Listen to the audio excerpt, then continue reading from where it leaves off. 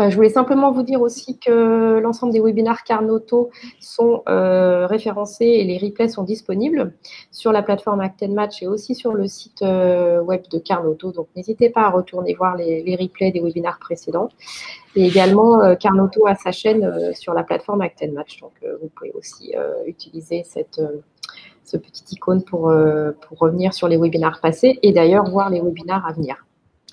Voilà, donc moi j'en ai terminé sur cette petite introduction. Je vais laisser la parole à Yann qui va introduire Carnoto. Je vous souhaite un excellent webinaire. Je reste connectée, même si je désactive maintenant ma caméra, mon micro. Merci à tous.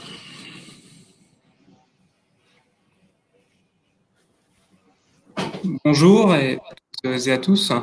Bienvenue à ce webinaire organisé donc par la filière Carnoto, qui est le regroupement des instituts Carnot, donc en soutien à la filière automobile et la mobilité. Donc je suis Yann Gallet, je suis chargé de développement de partenariat pour Carnoto et je suis membre du CEA-LIST, qui est l'Institut des technologies numériques du CEA.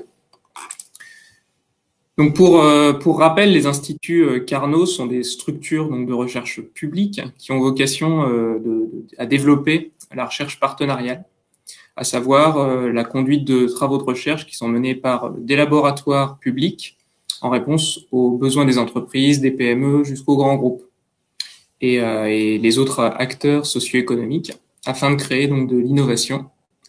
Donc le réseau aujourd'hui compte 39 instituts labellisés Carnot. Et la filière, quant à elle, elle regroupe 9 instituts Carnot qui sont impliqués fortement donc dans la filière automobile et mobilité. L'objectif clé de renforcer la compétitivité et l'attractivité, en particulier des ETI, des PME et des TPE, en leur facilitant l'accès à l'innovation. Donc aujourd'hui, la filière se structure, articule son action autour de 3 grands défis qui sont les motorisations et vecteurs énergétiques, les matériaux et architecture, les technologies de l'information et de la communication et la mobilité. Donc, comme vous pouvez le voir rapidement sur cette carte, l'ancrage de Carnoto, des partenaires en région est fort. Les 9 instituts sont organisés autour d'une cinquantaine de plateformes technologiques qui répondent aux enjeux de la filière automobile et mobilité. Et on vous invite bien évidemment à aller découvrir sur le site web de Carnoto et nos réseaux sociaux tous les détails sur ces différentes plateformes. Et donc, sans plus attendre, donc je souhaiterais rapidement introduire donc le webinaire d'aujourd'hui. Donc celui-ci, il s'intègre, comme évoqué par Marine, dans une suite de webinaires et en particulier sur le défi des technologies de l'information et de la communication pour la mobilité, avec pour thématique l'aide à la conduite, la gestion de la mobilité et les architectures logicielles et systèmes. Et c'est sur ce dernier volet des architectures logiciels et systèmes que la start-up Alcali se positionne.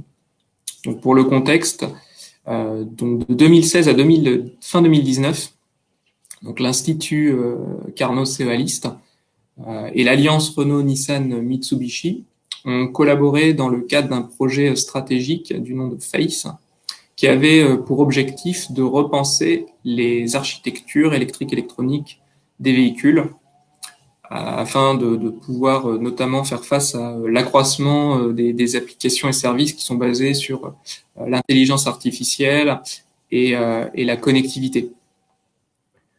Donc aujourd'hui, on parle beaucoup d'architectures dites orientées services qui sont basées sur des infrastructures de calcul centralisées qui sont personnalisables, performantes et qui ont l'objectif de gérer le dynamisme et la modularité des prestations attendues.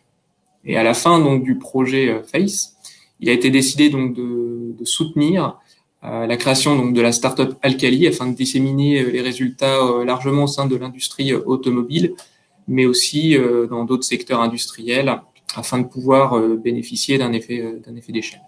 Et donc Laurent et Paul, qui sont présents aujourd'hui, vont vous exposer déjà le contexte automobile, l'impact sur l'architecture matérielle et logicielle donc des véhicules et la stratégie qu'ils portent pour répondre à ces nouveaux enjeux. Et donc Laurent, Paul, sans attendre, je vous laisse la parole déjà pour vous présenter et puis et parler de l'activité d'Alcali. Merci beaucoup Yann, bonjour à toutes et à tous. On va d'abord se présenter succinctement, Paul et moi, ou moi et Paul, je vais commencer si tu veux Paul. Je m'appelle Laurent Legard, je suis un des 3 cofondateurs d'Alcali, effectivement, je reviendrai sur le... pourquoi les slides bougent déjà alors qu'on n'a pas commencé là. Donc je suis un des 3 cofondateurs d'Alcali. Je raconterai vite fait notre histoire juste après. Moi, personnellement, j'ai 20 ans d'expérience dans le développement de produits automobiles. J'ai commencé dans le développement des logiciels de contrôle moteur diesel, puis du projet moteur essence. Et depuis 4 ans, ou les 4 dernières années, et ça vient de s'arrêter, j'étais en charge des projets d'innovation autour des architectures électriques et électroniques pour l'Alliance Renault-Nissan. Et donc très heureux d'avoir pu cofonder avec le soutien de Renault et du CEA la startup Alcali. Ok, donc moi c'est Paul Dubrul, je suis aussi cofondateur de la startup. Donc mon rôle c'est d'être directeur technique dans la startup. Avant ça, j'ai travaillé pendant une grosse dizaine d'années en tant qu'ingénieur-chercheur au CEA. Donc j'ai participé au programme FACE en particulier, et mes domaines d'expertise étaient sur l'intégration de logiciels à criticité mixte sur des plateformes hétérogènes. Merci Paul. Je vais commencer une présentation très, très générique, mais on va monter crescendo. Rassurez-vous, il y a un peu plus de lourd à la fin, mais je vais commencer relativement léger. Pour rappeler ce qu'a dit Yann juste avant, les relations qu'on a, nous, Alcali, avec le CEA List et puis l'Institut Carnot. Donc le CEA List, en tout cas, et beaucoup d'instituts génériques ou universitaires développent des technologies qui sont relativement avancées, multisources, mais qui ne sont pas forcément industrielles. De ça, ils font souvent des partenariats avec des industriels petits et gros pour promouvoir ce type de technologie. Donc le projet FACE a commencé comme ça. Et à l'issue de ce projet, enfin qui n'est pas terminé chez Renault, hein, et en tout cas, à l'issue de cette première phase, Renault a industrialisé une partie des résultats dans un premier développement et qui a été lancé en phase de pré-industrialisation avec des partenaires industriels. Et par contre, une partie orientée infrastructure, logiciel et outils a été poussée en développement au travers de la startup Alcali parce que c'était un choix délibéré, hein, mais Renault n'est pas développeur d'outils. Et donc, l'intérêt, globalement, était de promouvoir de nouvelles technologies permettant d'alimenter l'ensemble de l'écosystème automobile, voire d'autres industries qui peuvent être intéressées par ce type de technologie, et c'est pour ça qu'il y a une 4e flèche tout en bas, avec un retour sur l'écosystème, puisque des nouveaux partenariats sont en cours de mise en place avec des acteurs de l'Institut Carnot et d'autres acteurs industriels.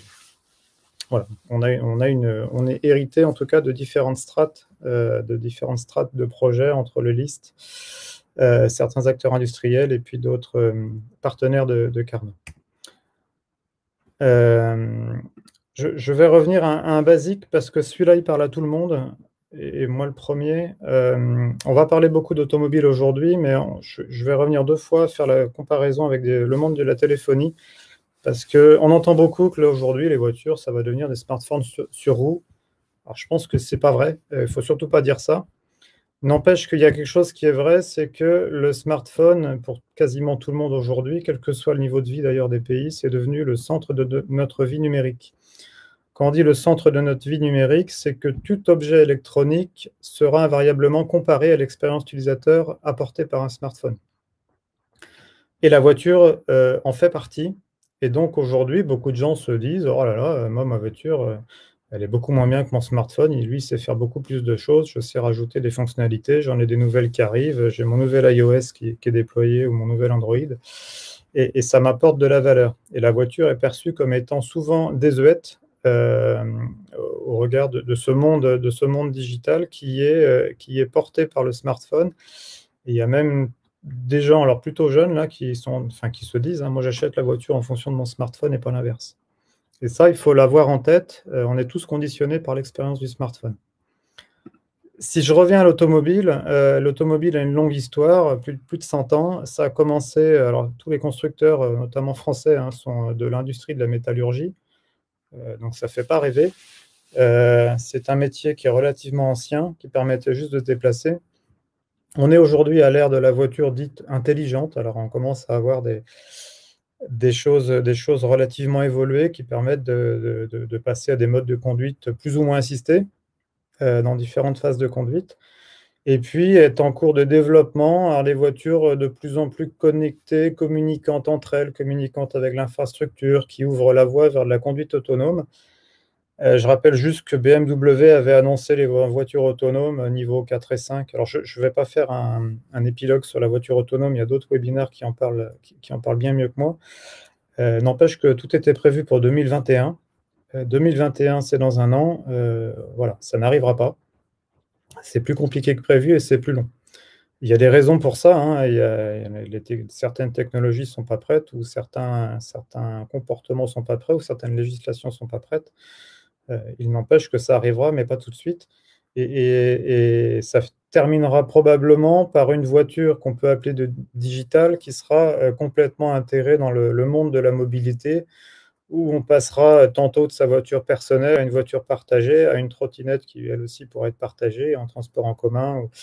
Voilà, donc la voiture fera partie intégrante à la fois de notre monde digital personnel, mais aussi d'une ville, en tout cas d'une ville connectée, à différentes vitesses, mais en tout cas, c'est bien le trend vers lequel on va, mais aujourd'hui, on en est plutôt au début et pas encore à la fin. Il y a encore du chemin à faire. Si je reprends les tendances actuelles, là, c'est pareil, je défonce des portes ouvertes, mais c'est la communication officielle de la plupart des constructeurs automobiles aujourd'hui. La plupart disent les voitures de demain ou d'aujourd'hui sont connectées, électriques, autonomes. Alors la partie électrique aujourd'hui, on ne va pas trop en débattre. Ce qui a le plus d'impact sur les architectures électriques et électroniques, ce sont les parties connectées dans un premier temps et autonomes dans un second temps. Et ces tendances-là apportent un certain nombre de déclinaisons. Là, j'ai repris c'est pas moi qui ai fait ce slide, hein, c'est Frost et Sullivan. Mais en tout cas, dans les déclinaisons, ça parle beaucoup de services, c'est-à-dire c'est quoi un véhicule connecté, c'est quoi un véhicule un peu plus autonome, et quels sont les services qui sont derrière tout ça, dont le client pourrait ou devrait avoir besoin. Donc, il y a toutes les parties d'achat ou de souscription de services directement dans la voiture. Comme on achète Netflix à la maison, on peut acheter des services supplémentaires directement à la voiture. Les super apps, donc des applicatifs qui seraient à la fois dans la voiture et aussi en dehors. La partie paiement depuis le véhicule, ça existe déjà en Chine pour payer la station-service.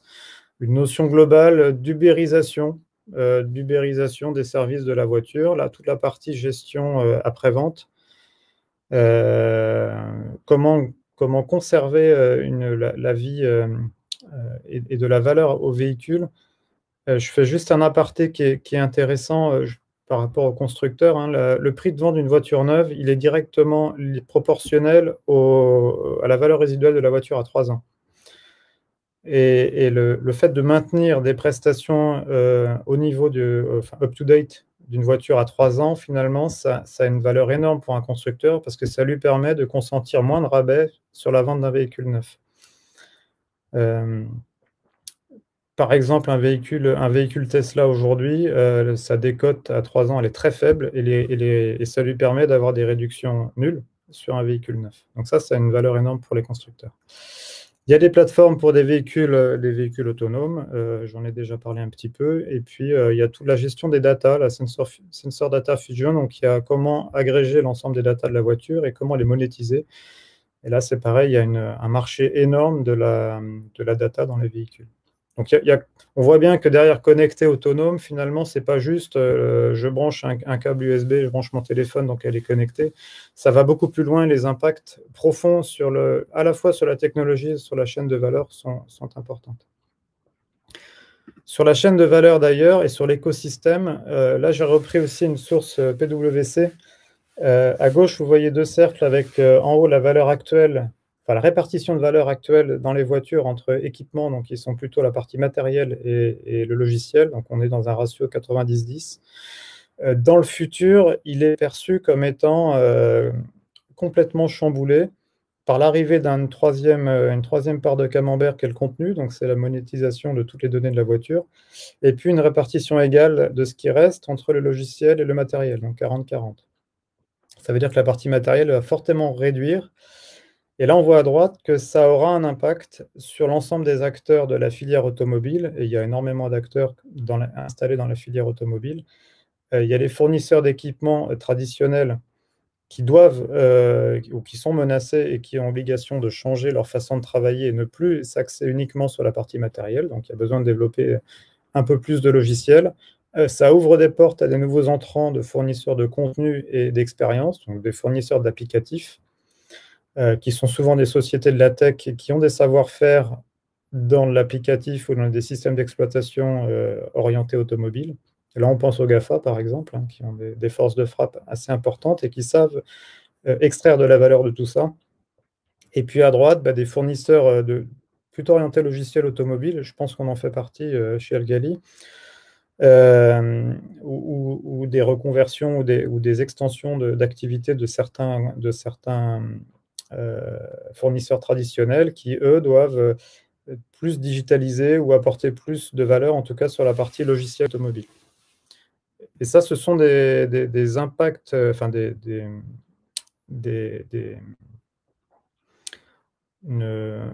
tendance de fond, malgré tout, qui se confronte à une réalité aujourd'hui, avec une électronique qui peut être perçue comme étant à 2 vitesses. Alors à 2 vitesses, c'est pour ça que j'ai mis une voiture rapide à gauche, hein. C'est une voiture rapide relativement chère quand même. Il n'empêche qu'aujourd'hui, elle a, je ne sais plus combien d'années elle a la GTR, elle a une bonne dizaine d'années. Elle est contrainte par une façon de développer qui est très ancienne et qui avait pour habitude de rajouter un calculateur à chaque fois qu'on rajoutait une prestation ou une fonction électronique dans la voiture. Une voiture moderne, quelle que soit la voiture d'ailleurs, petite ou grosse, hein, a environ entre 80 et 120 ECU, donc 120 calculateurs dans la voiture, reliés par un réseau plus ou moins obsolète. Alors le CAN est relativement obsolète, il est quand même performant pour ce qu'on lui demande. Des nouveaux types de réseaux sont en train d'être développés. Il n'empêche que gérer 90 calculateurs dans une voiture, c'est très long à développer, c'est très long à valider, et ça suit les cycles de véhicules qui sont en général de 6 ans de renouvellement d'un véhicule complet, avec quelques remises à jour relativement légères au milieu, alors au milieu ou une fois ou 2 fois, ça dépend des constructeurs, des véhicules et des phases, mais ça reste relativement rigide et difficile à faire évoluer. En face de ça, certains entrants sont arrivés, et celui qu'on connaît le plus, c'est pas le seul, mais en tout cas c'est le plus connu, c'est Tesla. Tesla est arrivé avec beaucoup moins de calculateurs, il y en a 3 gros dans un Model 3, alors plus quelques périphériques, mais surtout une gestion logicielle complètement différente, avec des releases logicielles très très rapprochées, qui continuent à apporter de la valeur à la voiture. Alors ça peut être des releases, des corrections, ça peut être des ajouts de fonctionnalités importantes, comme la partie véhicule autonome, et ça peut être des petites fonctions. La dernière en date du Model 3, alors moi j'en ai pas de Model 3, mais elle aurait pu en intéresser certains, c'est le verrouillage de la boîte à gants par un code à 4 chiffres sur l'écran central. Ça paraît tout bête, ça n'a peut-être pas de valeur pour grand monde, mais n'empêche que pour un constructeur traditionnel avec une architecture traditionnelle, rien que de rajouter une fonction comme ça, c'est minimum un an de développement, incluant l'ensemble des validations. Et pour la valeur de cette prestation, finalement, il ne le fera pas. Et donc, ça le freine, en tout cas, sur la partie agilité. Et donc, Tesla a démontré qu'il était possible techniquement de faire autre chose, et ça, dans un contexte où le nombre de fonctionnalités requises par le marketing et par les clients augmente de plus de 10% par an. Donc, quand je dis fonctionnalités, c'est des fonctionnalités électroniques, hein, des prestations électroniques au logiciel, liées à la connectivité ou aux véhicules autonomes. Et ça n'arrête pas d'augmenter. Et ça veut dire que pour les constructeurs traditionnels, de toute façon, là, il va falloir changer des choses pour pouvoir garder suffisamment d'agilité face à un Tesla que, je vous rappelle, est devenu la première capitalisation mondiale en termes de constructeurs automobiles. Et malgré des ventes à 335 000 unités par an qui sont ridicules, et la capitalisation boursière est énorme. Donc les constructeurs traditionnels doivent changer. Changer pourquoi, comment? Là, les sources sont plutôt concordantes. C'est-à-dire que pour pouvoir changer, il faut réduire le nombre de calculateurs. Avoir des petites puissances de calcul réparties dans la voiture, ça n'a plus de sens, c'est trop compliqué à gérer. L'idée, c'est d'avoir le supercalculateur à tout faire. Bon, on n'en est pas là. Là, j'ai repris un exemple d'un Tier 1, hein, mais la plupart des Tier 1 ont à peu près la même vision, et la plupart des constructeurs aussi. On doit passer de véhicules entre 30 et 100 calculateurs à des centralisations alors plus ou moins rapides. L'échelle de temps et de complexité n'est pas forcément la même, ou la vision n'est pas forcément la même chez tout le monde, avec des centralisations d'abord par domaine. C'est ce qu'on voit arriver de manière la plus immédiate. Donc un domaine, ça peut être AD, ADAS, ou cockpit, ou powertrain, châssis ou body. Donc c'est par macro fonctionnalité, avec une première phase de consolidation et de réduction des coûts sur le hardware, qui impacte à la fois le volume et le poids. Et poids et volume sont devenus des enjeux majeurs pour l'automobile aujourd'hui.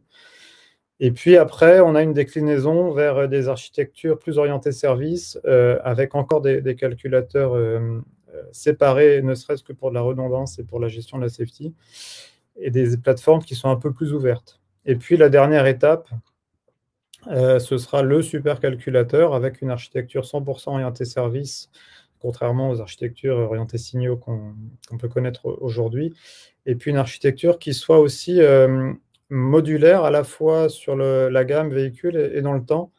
Ce sont deux contraintes que doivent gérer la plupart des constructeurs aujourd'hui, c'est qu'ils ont des gammes relativement étendues et surtout ils ont besoin de faire vivre leurs architectures tout au long du cycle de vie du véhicule, et ça c'est un enjeu majeur justement pour maintenir la valeur résiduelle de la voiture.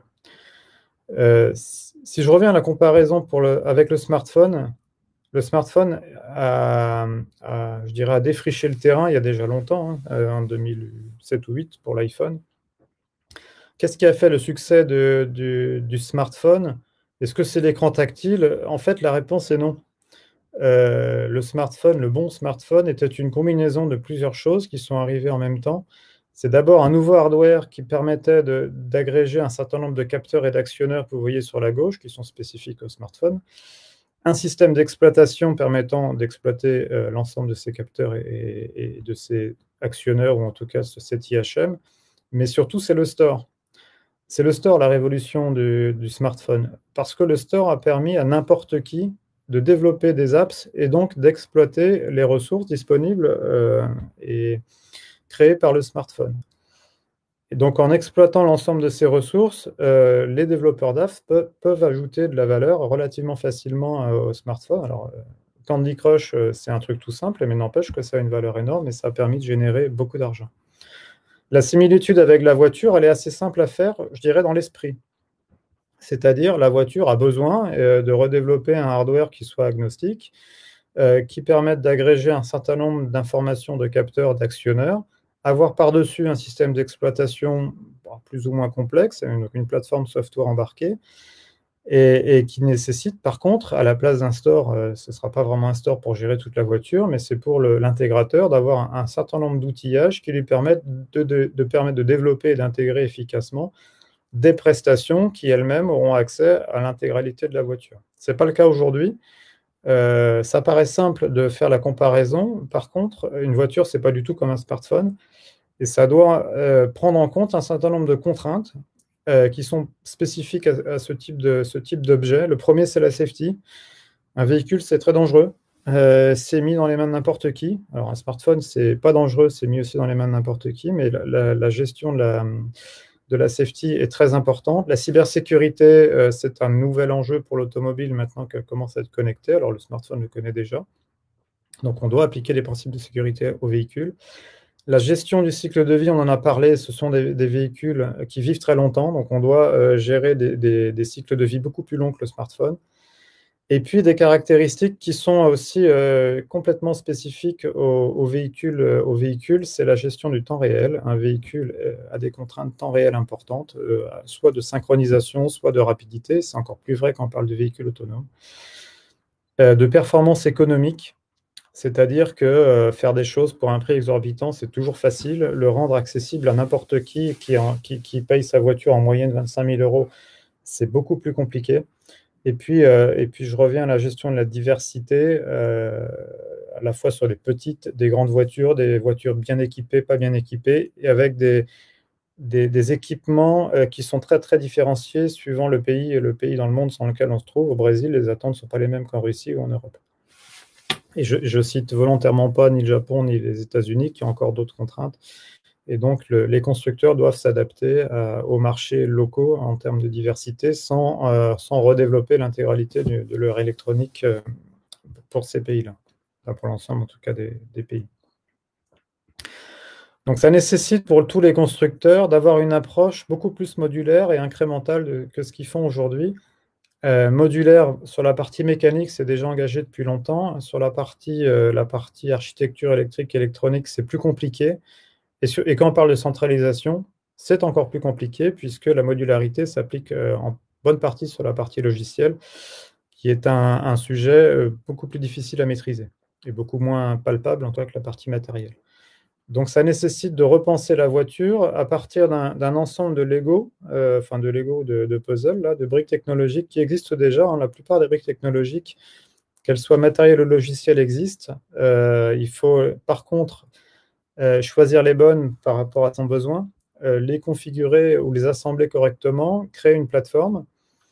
Ensuite, la customiser, c'est-à-dire déployer un premier set d'applications, de fonctionnalités, de monitoring, enfin de fonctionnalités qui permettent de la rendre accessible. Et par contre, une nouveauté, c'est la faire évoluer dans le temps. Donc, une fois qu'on a figé une électronique, les constructeurs auront besoin de la faire évoluer tant sur le plan logiciel, et c'est le plus facile, mais parfois aussi sur le plan matériel, en termes d'adaptation à des nouveaux capteurs ou à des nouveaux processeurs, par exemple, qui pourraient arriver et qui pourraient avoir un intérêt pour le constructeur. Et tout ça en maîtrisant en tout cas toutes les contraintes que j'évoquais sur le slide précédent, safety, maîtrise du temps réel, et surtout un coût maîtrisé. Quand je dis coût maîtrisé, il y a le développement, il y a surtout la validation. La validation est un enjeu majeur, c'est-à-dire que les constructeurs n'ont pas les moyens de faire des milliards de kilomètres pour s'assurer qu'à la fin, le véhicule va être safe. Il faut trouver des méthodes un peu plus rationnelles pour réduire en tout cas le volume des validations qui n'arrête pas d'augmenter chez tous les constructeurs. Pour ça, on va rentrer dans un détail un peu plus technique des contraintes et des enjeux apportés par cette centralisation qui semble être un trend dominant et sur lequel on ne reviendra probablement pas en arrière. Là, je vais laisser la parole à Paul pour rentrer un peu plus dans le détail sur les contraintes, les enjeux et surtout la manière dont Alcali perçoit ces contraintes, ces enjeux et ces opportunités. Paul ? Allume ton micro, merci. Ok. Donc du coup, effectivement, on va passer sur une partie un peu plus technique de la présentation. Et je vais commencer par présenter les différents défis techniques que tout ce qu'a présenté Laurent implique. Donc on l'a dit, déjà la valeur va venir principalement du logiciel, et les logiciels vont être développés par différents éditeurs avec différents processus de développement, et donc ça va nécessiter des moyens de spécification et de validation qui peuvent s'adapter à ces différents process pour permettre leur intégration côté constructeur. Après ça, ces différents logiciels, il va y avoir des niveaux de criticité mixtes. Par ça, on entend qu'un logiciel qui va être destiné à afficher des informations météo dans le cockpit va pas avoir les mêmes contraintes de développement que le logiciel qui va contrôler le déclenchement de l'airbag, par exemple. Donc ces différentes contraintes vont impliquer des besoins différents en termes de support d'exécution au niveau de l'architecture pour ces logiciels. Et donc, il va falloir que les architectures et les moyens de validation s'adaptent aux différentes contraintes des différents types de logiciels qu'il va y avoir dans les véhicules. Donc ça, c'est au niveau des logiciels, et après ça, il y a tout le contexte automobile qui vient rajouter de la complexité dans ces défis-là. Donc dans le contexte automobile, il y a pas mal de réglementations pour pouvoir mettre un véhicule en circulation. Il faut démontrer qu'un processus rigoureux a été déployé pour le développement dans le véhicule. Et donc ça nécessite des moyens d'intégration sûrs et sécurisés, et le contexte automobile, on l'a dit aussi, demande une possibilité de déployer rapidement les nouvelles solutions sur le marché. Donc, c'est deux contraintes qui sont un petit peu antinomiques et qui posent un défi important. Et puis un peu dans le même esprit, il y a les attentes utilisateurs avec la demande croissante d'avoir un véhicule qui reste à jour au cours du temps. Et donc ça pose différents problèmes. Déjà le problème du déploiement à large échelle de ces mises à jour sur une flotte de véhicules qui est assez importante, en incluant toutes les problématiques de validation des logiciels qui vont être déployés à la volée. Et pour finir, le dernier point dur qu'on mentionne là sur le slide, c'est la notion de variante dans la gamme produit. Pour un même modèle de véhicule, il peut y avoir plusieurs variantes, et puis les mutations qui sont en cours dans l'industrie amènent à repenser aussi la notion de gamme. On peut s'attendre à voir des véhicules d'entrée de gamme avec beaucoup de prestations complexes, ce qui est peu le cas aujourd'hui. Donc ça, ce que ça veut dire, c'est qu'au niveau de la gestion des processus de développement, il va falloir prendre en compte cette diversité. Et ça va nécessiter donc d'avoir des plateformes matérielles modulaires et partagées entre ces différentes variantes, et puis la possibilité de pouvoir réutiliser les composants pour pouvoir les intégrer dans des variantes de modèles pour les véhicules. Donc une vue d'ensemble du déploiement logiciel dans ce contexte-là, ça ressemble à ça, très simplifié. C'est avant tout des phases de conception assez rigoureuses en amont, et puis du déploiement qui peut se faire à deux niveaux. Déploiement directement sur véhicule, et puis déploiement aussi dans l'infrastructure cloud pour toutes les fonctionnalités qui vont être déportées du véhicule.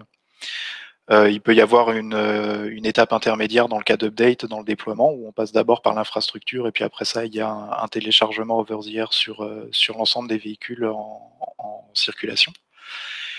Et couplé à ça, un flow retour qui est de la donnée de validation qui va permettre de s'assurer que l'ensemble de ces déploiements s'est bien passé, et que les différentes contraintes de sûreté et de sécurité sont respectées. Et puis donc en interne du véhicule, on va rentrer un petit peu dans le détail, mais au global aussi, il y a la notion de s'assurer que la communication entre le véhicule et l'infrastructure va pouvoir être maintenue et ne pas causer de problèmes dans le fonctionnement du véhicule, et pas mettre en danger ni les passagers ni les gens dans l'environnement.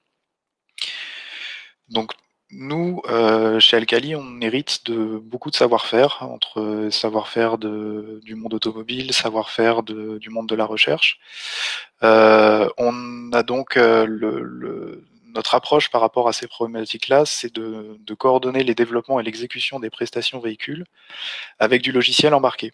Donc ce logiciel embarqué, on l'appelle Récif.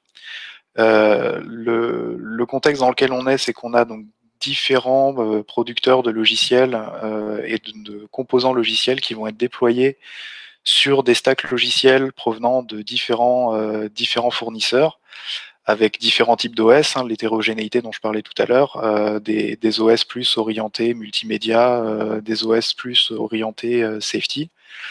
En fonction de l'architecture matérielle, ces OS vont être soit seuls sur un calculateur, soit partager le calculateur à travers une couche hyperviseur.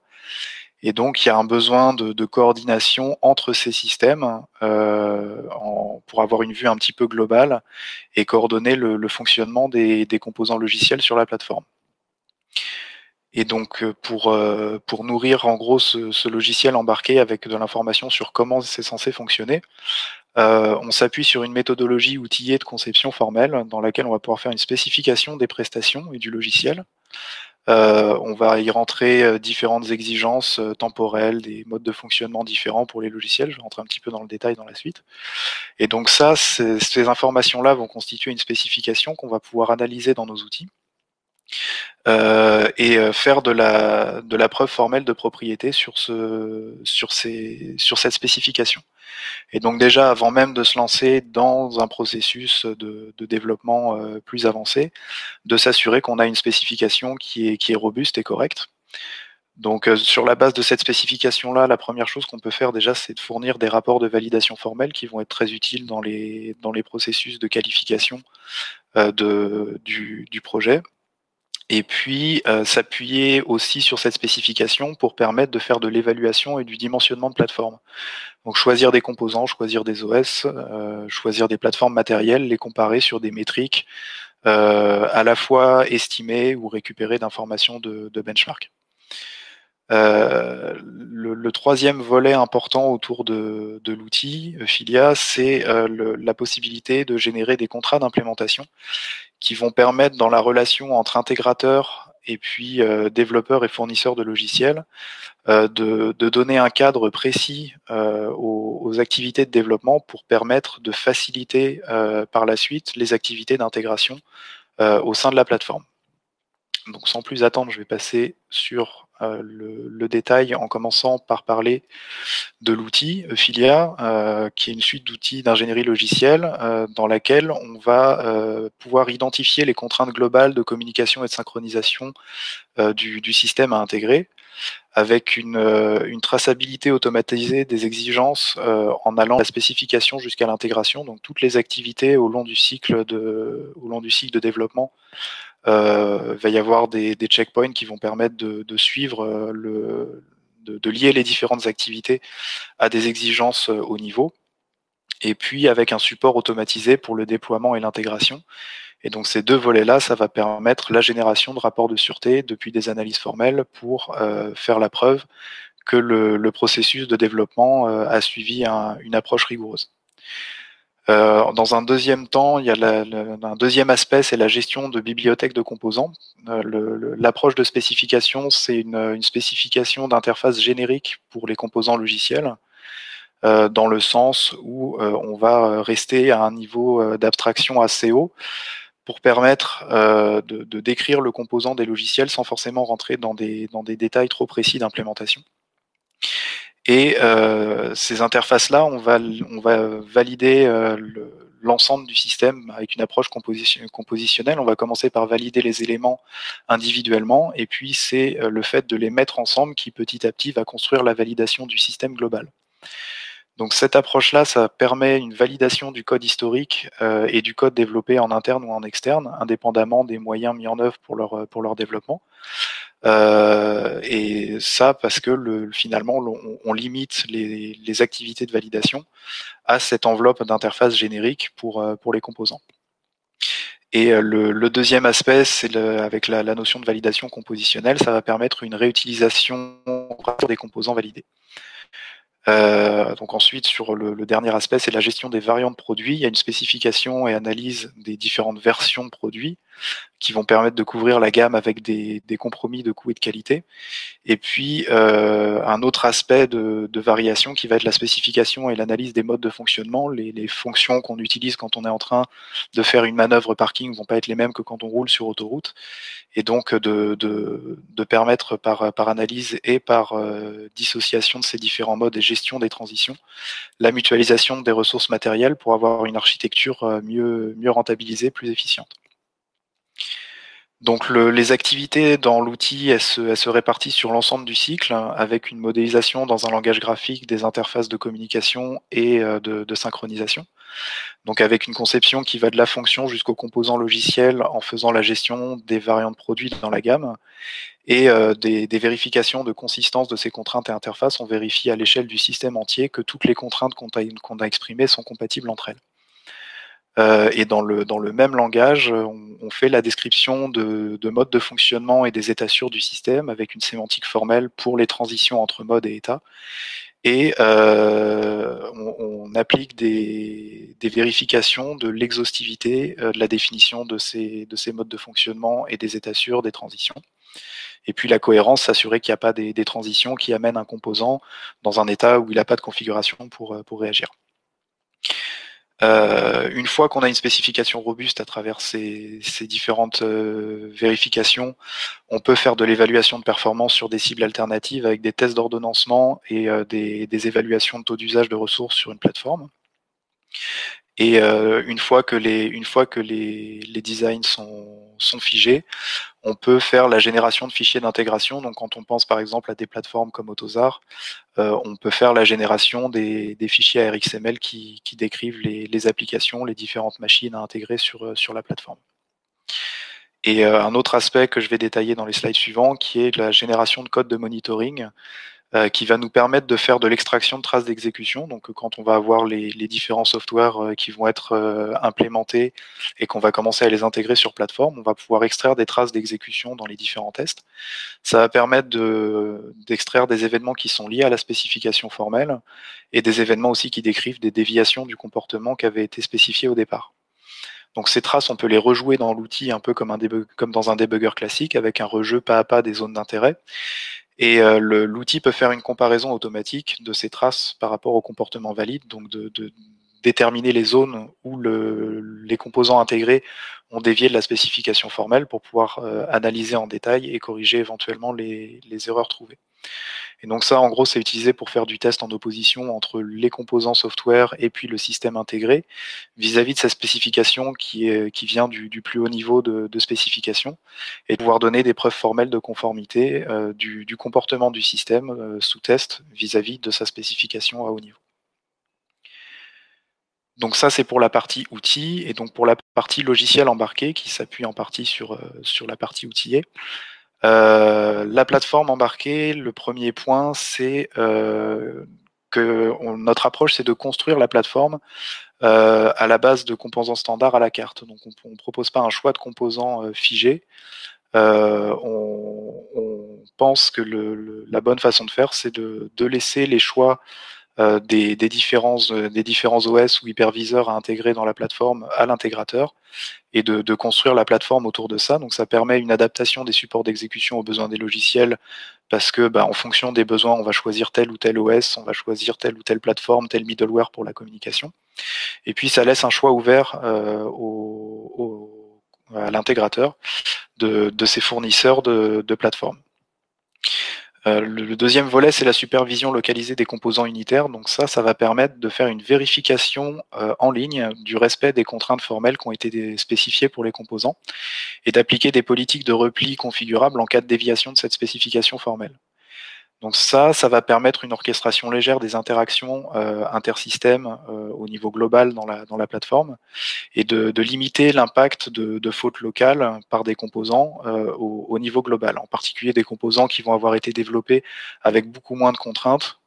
Ça va permettre de les intégrer et même si ils ont des déviations par rapport au comportement attendu, de les limiter dans une enveloppe qui correspond au comportement qui leur était spécifié. Et un autre point important, c'est la supervision, elle est faite en transparence du point de vue des composants.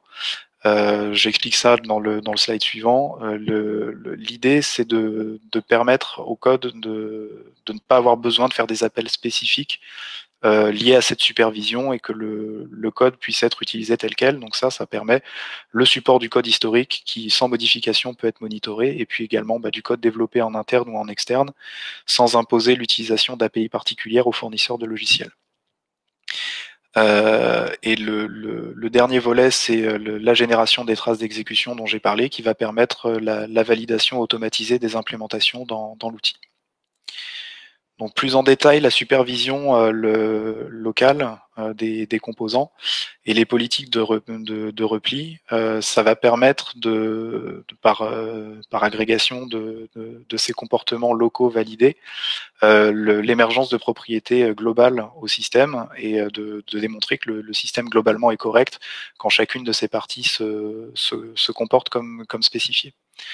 Donc en gros, chaque composant software a un petit moniteur qui est accroché. Les composants software font des appels transparents à leur API de communication.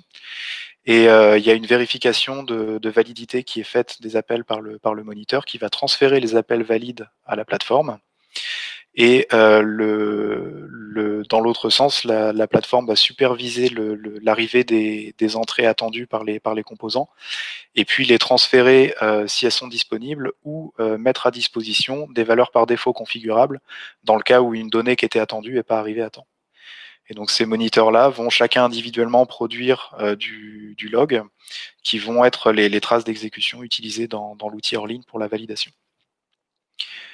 Et donc le dernier point sur ce qu'on propose chez Alkali, c'est une architecture d'évaluation pour répondre à différents besoins, des besoins d'évaluation de plateformes logicielles ou de plateformes matérielles ou d'algorithmes de calcul, et comparer leurs performances en réel sur une plateforme qui a été construite avec les contraintes du monde automobile et les supports de communication qui sont utilisés ou qui sont envisagés comme faisant partie des architectures de demain pour les véhicules. Donc voilà pour la présentation un petit peu de ce qu'on fait dans ce contexte-là. Je vais repasser la parole à Laurent merci. pour la conclusion. Ouais. Merci Paul. Juste sur ce slide-là, quand même, on vous a présenté un certain nombre de choses. On a développé nos propres hardware, notre propre hardware et notre propre infrastructure logicielle. C'est-à-dire qu'on ne développe pas que du slide. On enrichit tous les jours le catalogue de compatibilité, puisque comme a dit Paul, on ne développe pas d'OS, on ne développe pas d'hyperviseur. Il y en a déjà plein sur le marché qui ont chacune leur intérêt et leurs caractéristiques. Nous, on développe juste une habilité à les faire travailler ensemble de manière efficace. Et donc, on enrichit le catalogue tous les jours, et ça nous permet aussi d'avoir une plateforme pour faire de l'évaluation de technologie ou de la comparaison de technologie, que ce soit du processeur, que ce soit du réseau, ou des applicatifs, de dire est-ce que mon applicatif tourne mieux sur tel type de processeur ou tel autre. Voilà, donc on a développé tout ça en interne. On n'est pas vendeur d'infrastructures matérielles. Il y a des fournisseurs qui sont très bons sur le sujet. Il n'empêche qu'on se devait de développer notre propre plateforme pour pouvoir étudier maturer notre logiciel de manière efficace et surtout rester toujours à l'état de l'art de l'ensemble des technologies. Et par rapport à certains fournisseurs notamment, on pense quand même avoir un certain degré d'avance sur la maîtrise de ces technologies. Merci Paul pour cet aspect technique. D'ailleurs, il y en a une juste tout de suite. Est-ce que les interfaces de communication utilisent IPv6 ? Dans l'Ethernet, ça se fait, ça, la Paul, il va falloir que ce soit toi qui répondes parce que je ne suis pas sûr de mon coup.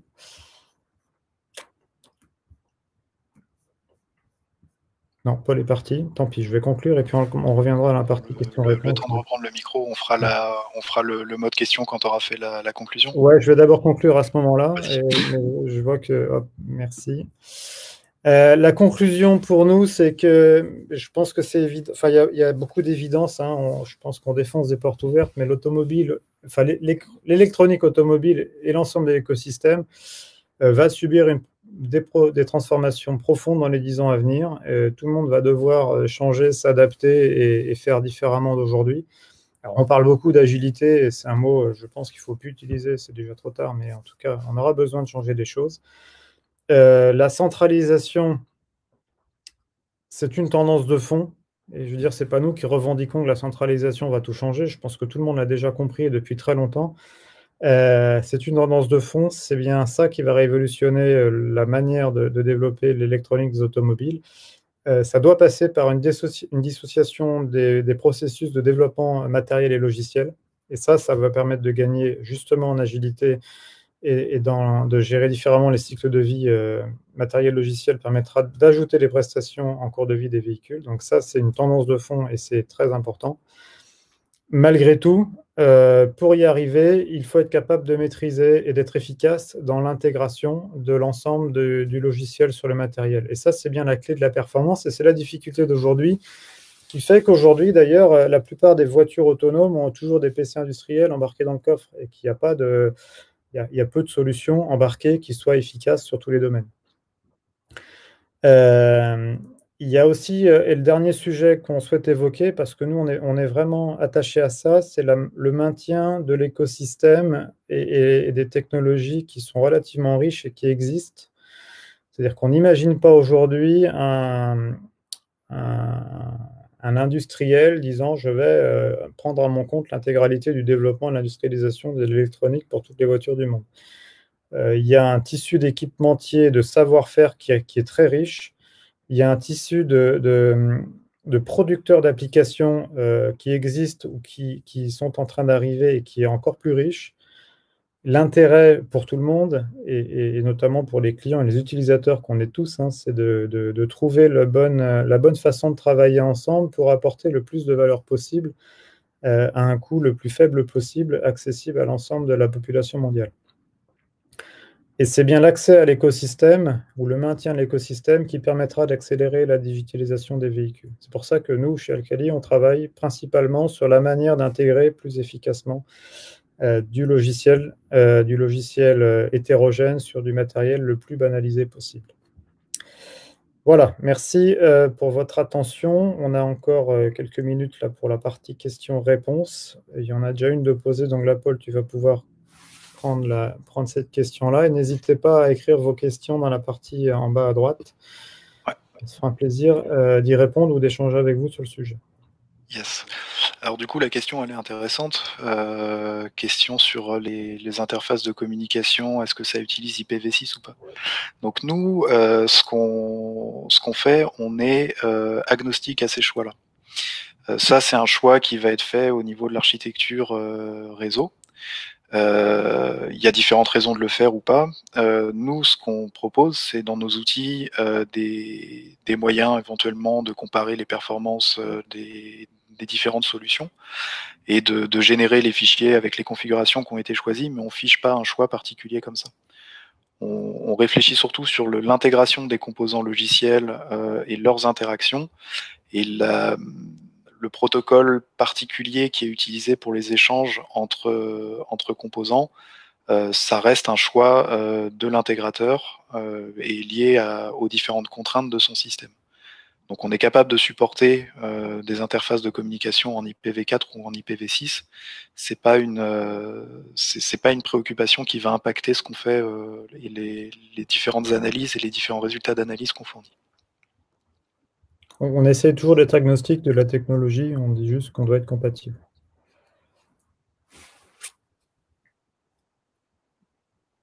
De rien.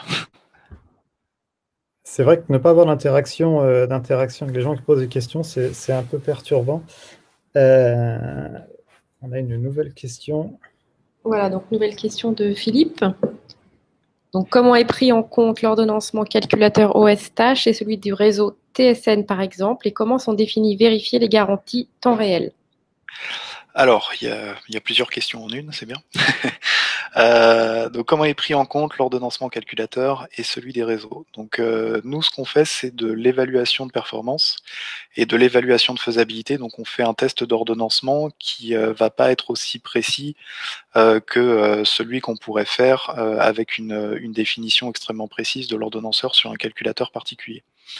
En gros, on se base par exemple pas sur des worst case execution time, mais plus sur des budgets de temps qui sont alloués aux composants.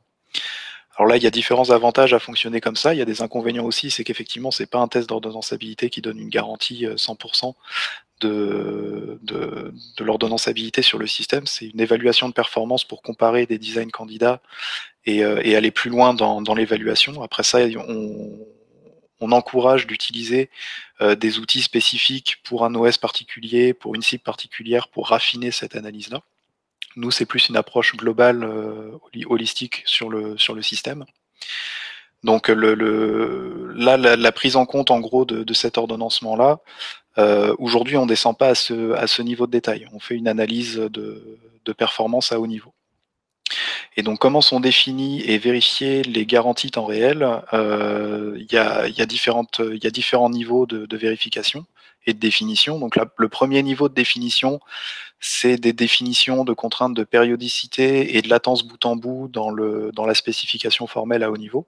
Donc là, on va déjà faire une première vérification de propriété, de cohérence vis-à-vis des périodicités, vis-à-vis des latences qui sont exprimées. Est-ce que déjà il n'y a pas d'incohérence sur la causalité des événements quand ils sont décrits à haut niveau?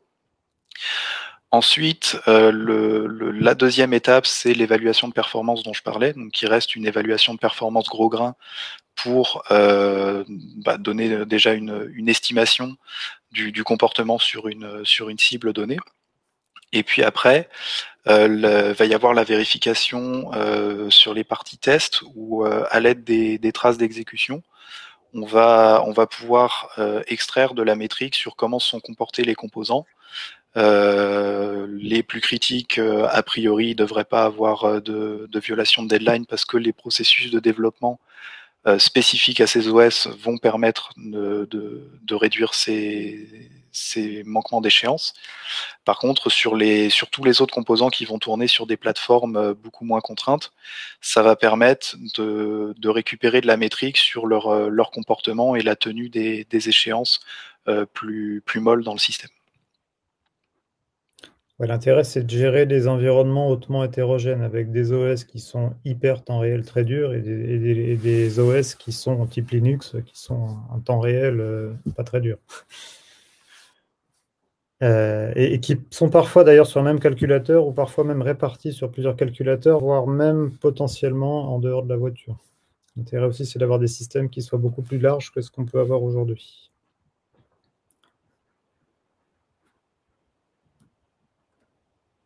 J'espère que ça a répondu à la question. On invite la personne, Philippe, typiquement, à nous dire si ça a répondu à la question. Ok, super. Donc, n'hésitez pas à poser vos questions si vous en avez encore. En attendant les prochaines questions, je voulais simplement vous dire comment vous pouvez récupérer, télécharger les slides que nos intervenants ont été OK pour mettre à votre disposition. Donc, merci beaucoup. Ouais, je fais juste une remarque avant. Oui. Sur le dernier slide qu'on n'a pas passé d'ailleurs, il y a nos adresses mail si vous voulez nous contacter. On est joignable sinon sur LinkedIn, bien entendu.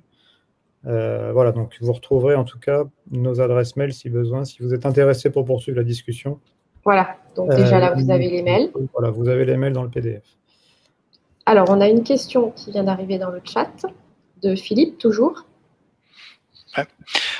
Du coup, oui, il y a un lien assez lointain, c'est un héritage. Donc, dans mes premiers travaux, j'ai travaillé sur PsyC au CEA.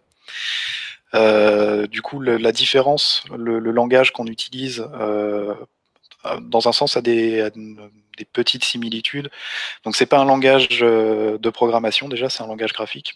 C'est orienté flot de données, avec des contraintes, des contraintes temps réel et puis des gestions de mode qui ont été rajoutées. La grosse différence, c'est que PsyC, c'est vraiment orienté très temps réel, c'est du time triggered, tout est très rigide dans la description du système.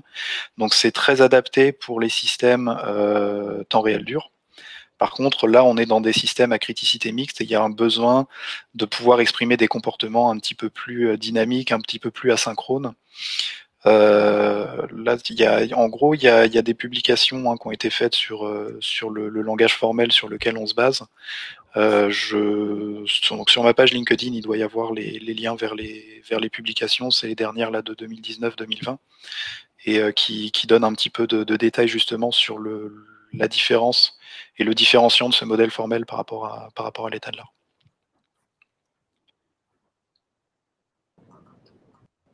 Merci de cette réponse. Donc, on a une autre question de Rémi. L'ambition d'Alkali est-elle de manager en propre le développement, intégration, validation des différents composants logiciels ou de simplement fournir la plateforme, les outils pour le faire? Bonjour Rémi déjà. Une startup et notre technologie aujourd'hui, elle est là pour accompagner l'intégrateur, et donc celui qui va faire l'intégration, enfin le développement d'intégration et la validation des différents composants logiciels. Donc on estime aujourd'hui que le constructeur ou le tier 1 intégrateur continuera de faire cette activité et n'a pas forcément un intérêt business très fort de le lâcher aujourd'hui. Notre positionnement, c'est bien de fournir des outils. Après, si jamais on reste quand même capable de développer tout ça en interne, puisqu'on a besoin de maîtriser l'ensemble du cycle de validation pour pouvoir proposer la meilleure manière d'apporter les bons outils au bon moment. On garde cette compétence en interne, mais on ne prévoit pas de remplacer l'activité propre de l'OIM, sauf sur demande express. Mais aujourd'hui, on ne la voit pas forcément poindre. Peut-être que certains constructeurs chinois seraient intéressés, mais aujourd'hui, on n'a pas travaillé ce sujet-là. Pour compléter la réponse, ce qui est sûr, c'est que le développement Des composants logiciels, ça, je pense qu'on peut dire qu'on est sûr que c'est pas du tout notre cœur de métier. Par contre, l'intégration et la validation, comme disait Laurent, on peut apporter un support, mais en tout cas, on le prendra jamais en propre. On ne le prendra jamais. En tout cas, ce n'est pas notre philosophie d'aujourd'hui. Et une autre remarque pour aller plus loin, nous ne sommes pas développeurs d'applicatifs. C'est-à-dire qu'il restera de toute façon des développeurs d'applicatifs. Nous, on cherche juste à faire l'intégration la plus optimisée possible de l'ensemble de ces applications hétérogènes. Fournir des moyens de justement de pouvoir gérer la complexité de l'intégration de ces systèmes-là. Aujourd'hui, c'est des enjeux techniques qui sont sans précédent. Et donc, on apporte une expertise et des solutions pour accompagner dans la gestion des problématiques de validation et d'intégration avec une plateforme et des outils. Bon, dans 10 ans, on aura peut-être changé d'avis, hein, mais aujourd'hui, on ne se voit pas prendre en main toute cette partie-là.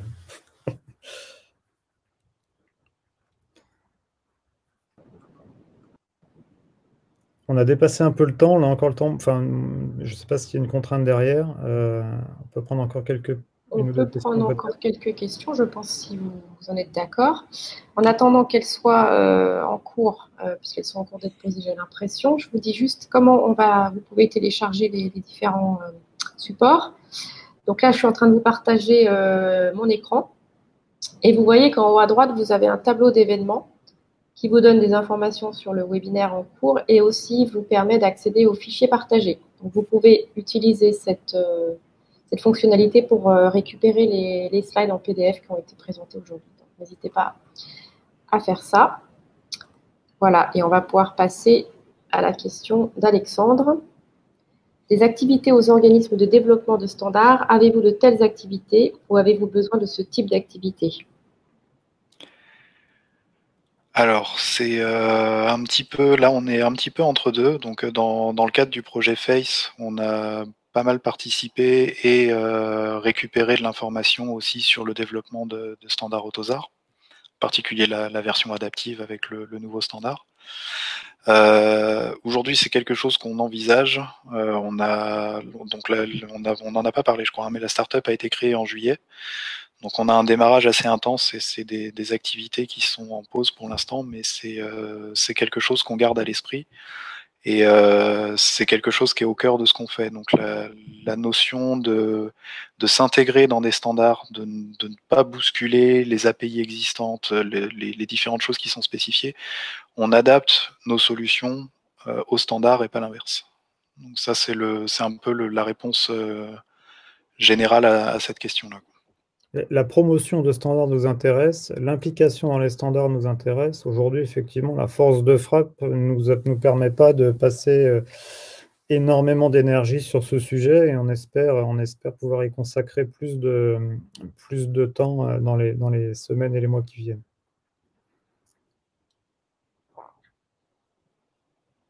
Et on est tributaire d'un certain nombre de standards, bien entendu, hein, qu'on prend comme tels et sur lesquels on doit s'adapter. Merci pour cette réponse. Donc, on va laisser un petit peu nos participants nous poser les questions qu'ils souhaitent s'ils en ont encore. Donc, je pense qu'Alexandre est très content de votre réponse. Bon, super. C'est déjà bien. C'est déjà bien. Voilà, donc si vous avez des questions dans le chat, c'est vraiment le moment de les poser. Si on n'a plus de questions, on va clôturer ce webinaire. Merci à tous nos participants de vous être connectés et d'avoir été actifs dans le webinaire. Merci Laurent, merci Paul. On remercie aussi Yann qui était là tout à l'heure mais qui a dû partir. Voilà, bah écoutez, je pense qu'on va pouvoir clôturer le webinaire. Merci de votre participation et on vous dit à très bientôt pour un prochain événement Carnoto. Vous serez informés. Merci à tout le monde, merci pour le temps passé. À bientôt. À bientôt. Merci à tout le monde et puis n'hésitez pas à rester en contact LinkedIn ou par mail avec les contacts si vous avez d'autres questions pour la suite. Dites-nous si ça vous a plu ou pas. Voilà, on ne va pas couper la salle. Vous avez le temps de nous écrire des messages si vous souhaitez encore interagir avec les intervenants. On va juste déconnecter si vous le souhaitez vos caméras et vos micros. On laissera la salle encore ouverte quelques instants. Merci à tous. Merci à tous. Bonne Au revoir. journée. Au revoir.